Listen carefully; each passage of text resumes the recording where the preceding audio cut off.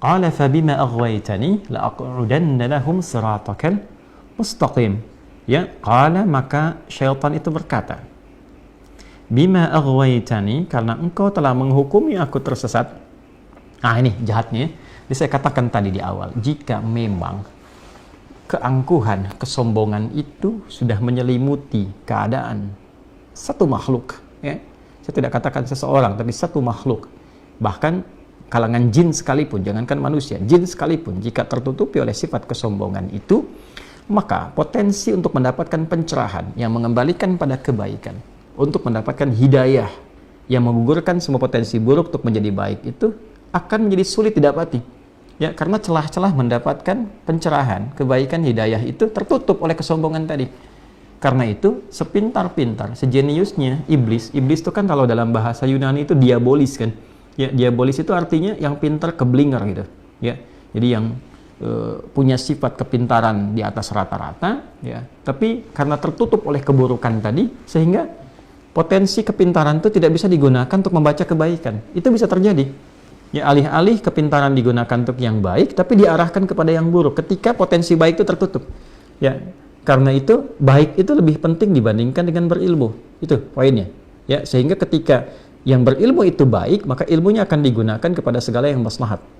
Ya, tapi semakin pintar kebaikannya tidak ada, itu damage-nya, ya, menghancurkannya lebih banyak. Jadi kalau pencuri yang pintar, itu pasti ngambilnya, korupsinya lebih banyak dibandingkan dengan pencuri yang kurang pintar, ya.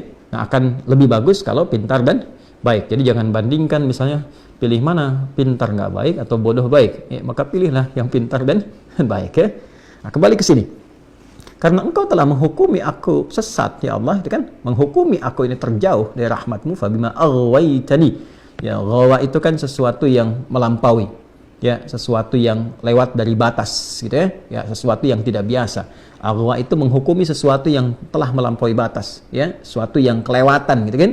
Ya Allah, engkau telah menghukumi aku kelewatan, ya, aku tersesat, aku bersikap yang kurang bagus, gitu kan. Nah, tertutup dia oleh keburukan tadi, la'aq'udanna lahum siratakal mustaqim. Karena itu aku putuskan, ya, aku ingin buktikan, ya, kehebatanku itu, kata syaitan, ya, keangkuhannya dia ingin buktikan dengan apa?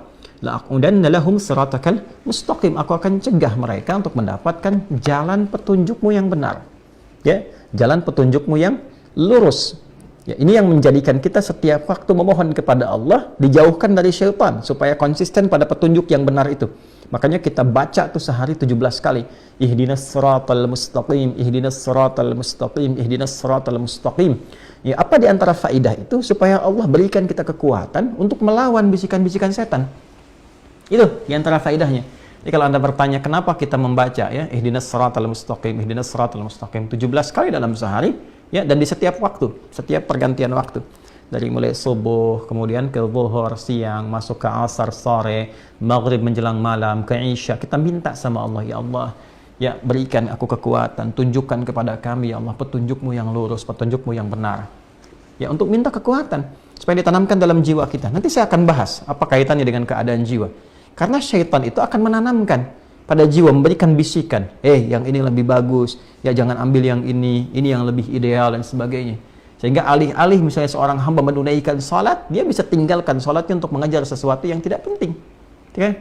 Kan ada sekarang orang mengejar untuk dapatkan satu peluang pekerjaan dan tega meninggalkan Jumatnya hanya untuk menjaga, ya, toko tertentu misalnya, atau jualan tertentu misalnya, yang dia pun tahu sebetulnya rezekinya di tangan Allah. Ini aneh memang orangnya. Dia sudah paham rezeki di tangan Allah, Allah yang memberikan rezeki kepadanya, tapi dia mengerjakan perbuatan yang menjauh dari Allah dan tidak disenangi oleh Allah Subhanahu wa ta'ala. Itu bagian dari godaan. Itu ditanamkan kepada jiwa. Makanya orang-orang yang sering sholat terkoneksi dengan Allah Subhanahu wa ta'ala, ya kan? Dia mengoneksikan dirinya untuk menyembah Allah, sujud kepada Allah Subhanahu wa ta'ala, dan berkata kemudian dalam berdirinya, ihdinas siratal mustaqim, itu diberi kemantapan dalam jiwanya. Nanti saya akan terangkan, ya, bagian itu pada hal yang terpisah. Diberi kemantapan. Sinyalnya gampang. Begitu nanti ada bisikan pada keburukan, hatinya pasti akan mencegah. Ini sinyal baiknya. Jangan lakukan ini nggak bagus. Jangan lakukan itu, kau akan celaka, kau akan begini. Itu kemantapan yang dimaksudkan. Nah, di sisi lain, syaitan, ya, telah bersumpah, dia berkata, la'aq'udanna lahum siratakal mustaqim. Ya, itu bahasanya menggunakan kata la'aq'udanna, itu sudah menggunakan tekad kemudian diisi dengan nun taukid tsaqilah lagi. Ya, nun taukid tsaqilah menggunakan nun, ya nunnya lagi yang versi tinggi untuk menunjukkan kesungguhan. Yaitu dalam bahasa Arab itu kalau orang sudah tidak mampu mengerjakan sesuatu karena kelemahannya, yaitu sudah dikatakan dengan taqa'ud. Huwa mutaqa'id, dia sudah purna, sudah selesai karena keadaan fisiknya sudah tidak memungkinkan mengerjakan pekerjaan yang seperti ini lagi. Okay? Nah, kalau kita ingin melemahkan sesuatu sehingga tidak mampu mengerjakan tugas yang akan dilakukan dan dia menjadi betul-betul lemah, itu menggunakan diksi yang disebutkan dalam Al-Qur'an ini, ya, la aq'udanna, itu la-nya menunjukkan kesungguhan, ditambah lagi keseriusan pakai nun taukid, itu tsaqilah di situ, ya, dan itu menunjukkan tekad yang sangat serius. Aku betul-betul akan melemahkan. Itu kata syaitan. Ya, dan ini ditampilkan di Al-Qur'an untuk memberikan informasi kepada kita supaya kita kenal. Gitu. Ini kalau Allah sudah sampaikan, tegaskan, nggak sadar juga manusianya, dengan cara apa lagi dihambat untuk berbuat salah. Jadi ini menunjukkan bahwa Allah menginginkan hamba itu jadi saleh. Karena itu diinformasikan. Ya, syaitan berkata, diinformasikan di sini, syaitan berkata, aku akan serius, bersungguh-sungguh, melemahkan setiap potensi manusia untuk mengikuti petunjuk Allah yang benar. La'aqudanna lahum siratakal mustaqim. Jadi syaitan pun menyadari, mengakui petunjuk Allah ini benar. Semua yang bersumber dari Allah itu pasti baik. Dan itu syaitan sendiri mengakui. Ya karena itu, jangan diikuti. Ya, provokasi-provokasi setan ini, karena dia pun mengakui semua yang bersumber dari Allah itu benar. Artinya kalau Allah memerintahkan itu yang terbaik. Kalau Allah melarang, di situ ada bahaya. Kan? Jangan korupsi, jangan mencuri, ada bahaya di situ. Jangan menipu, jangan berdusta, ada bahaya. Jangan membunuh, jangan berzina, ada bahaya di situ. Jangan riba, ada bahaya di situ. Kan? Setan tuh mengakui. Cuman karena kesombongan, dia gengsi mau ambil. Ya, karena keduluan oleh Adam, dia nggak mau tuh, gengsi dia pada kondisi itu. Itu sebabnya yang menjadikan dia memilih untuk memprovokasi hamba, melemahkan supaya nggak paham. Ya, jangan mencuri, diberikan gambaran-gambaran seakan untuk dengan mencuri itu jadi lebih nikmat, jadi lebih banyak, jadi lebih elit, jadi lebih luar biasa, pengaruhnya hebat, harta dapat datang dengan cara yang cepat, banyak lagi, sehingga semua diangankan, digambarkan, lupa dengan petunjuk. Itu yang dimaksud la'aqudanna lahum. Ya, saya kelihatannya lebih enak. Jangan zina, tetap aja ada yang zina. Karena digambarkan gitu. Tahu, dalam hati kecilnya tahu mencuri itu salah, korupsi itu salah, zina itu salah. Tapi kenapa masih dilakukan? Ini problemnya. Karena nggak kenal dengan cara kerja syaitan ini. Nggak kenal. Ya, jangan riba, masih riba. Ya kan? Jangan zina, masih zina. Tiap hari berita kelihatan, ini selingkuh dengan ini zina, ini begini, ini begitu. Ya kan? Jangan korupsi, tiap hari kita lihat berita, ini pencurian, ini penipuan, ini korupsi sekian, ini begini. Masih terjadi. Kenapa? Boleh jadi karena kurang dekat dengan Allah. Ini. Ya kan? Bahasa gampangnya kurang ibadah. Kurang sholat. Jarang baca dengan benar ihdinas siratal mustaqim. Sholatnya nggak khusyuk. Kelihatan kayak yang sholat, tapi nggak khusyuk.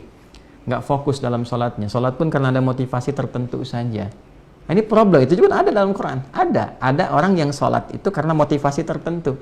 Karena ria, pencitraan, karena ngejar sesuatu. Disebut dengan celaka. Kasihan, fawailul lil musallin alladzina hum an salatihim sahun alladzina hum yura'un.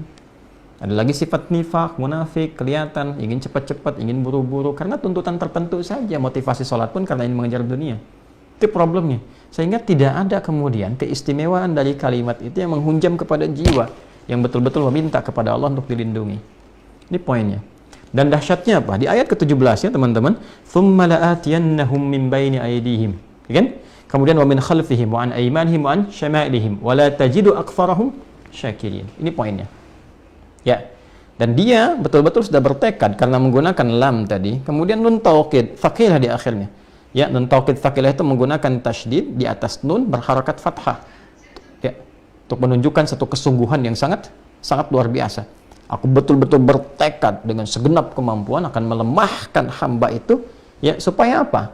Supaya tidak mendapatkan petunjuk dari Allah, dan saat yang bersamaan, ini poin yang paling besarnya, aku pastikan semua sifat pelemahan itu akan aku kuasai dari semua arah yang memungkinkan manusia beraktivitas, yaitu dari depannya, dari belakangnya, kanan dan kiri. Ya, kenapa nggak atas dan bawah? Yang pertama, pada umumnya manusia nggak ada yang beraktivitas ke atas. Pada umumnya ke depan, ke belakang, ke kanan, ke kiri. Itu ya, pada umumnya. Nah, nggak ada yang beraktivitas ke bawah. Ya, pada umumnya ke depan, ke belakang, kanan, dan kiri. Yang kedua, ada yang menafsirkan bahwa atas itu adalah jalur petunjuk. Ya, jalur yang diberikan oleh Allah untuk memberikan hidayah. Jadi nggak akan menentang itu secara langsung, nggak akan frontal. Ya, kalau nggak tersambar halilintar tuh. Ya, selesai gitu. Ke bawah pun jalur kematian, ya sudah meninggal nggak digoda lagi. Ya, nggak ada kerjaan, setan yang stres tuh kalau masih menggoda orang yang sudah meninggal dunia, nggak ada kerjaan kan. Ya, jadi atas dan bawah tidak terganggu di situ, tapi depan, belakang, kanan, dan kiri. Semua potensi arah yang dituju manusia nggak akan lepas dari was-was atau provokasi yang ditimbulkan dari syaitan.